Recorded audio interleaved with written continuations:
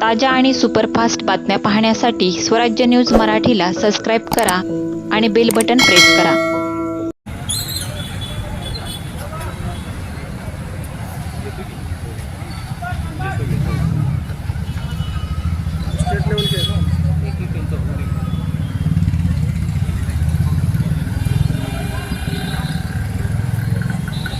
Of India SIO का district president Solapur.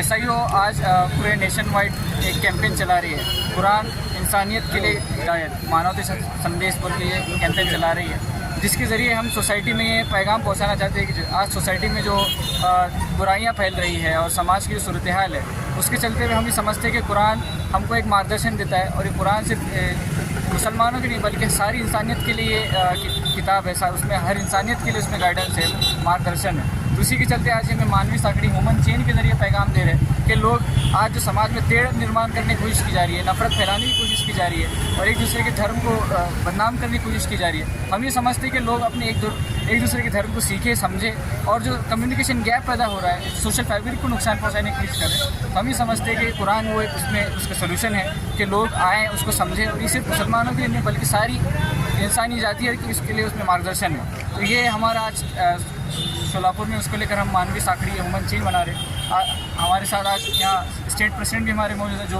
पूरे महाराष्ट्र भर का दौरा करते हुए यहाँ पे आए हुए आज। तो यही जिस तरीके से हमारे भाई ने बताया है कि 21 तारीख से लेके 5 अक्टूबर तक के हम ये एक नेशन वाइड कैंपेन बना रहे हैं कुरान गाइडेंस फॉर मैनकाइंड के टॉपिक पर।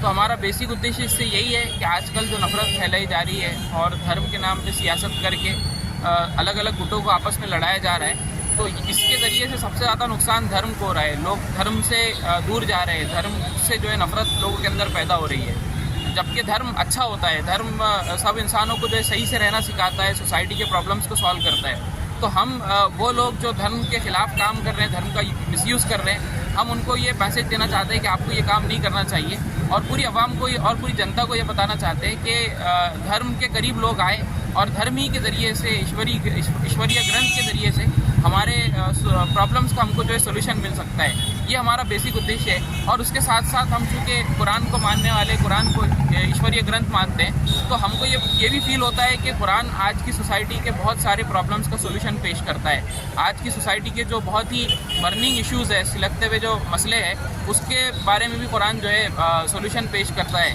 जैसे आप ह्यूमन डिग्निटी की बात कीजिए कि आजकल मानवता की कोई रिस्पेक्ट नहीं की जा रही है, उसके बारे में कुरान गाइडेंस देता है।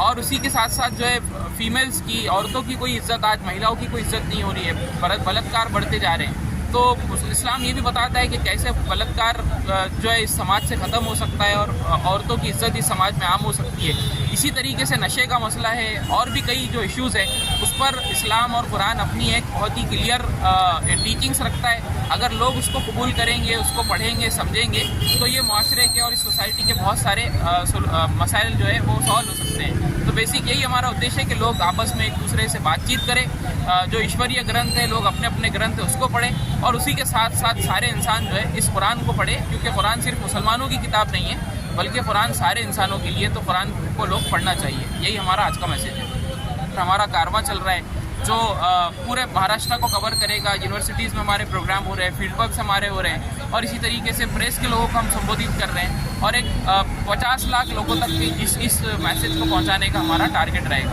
Thank you.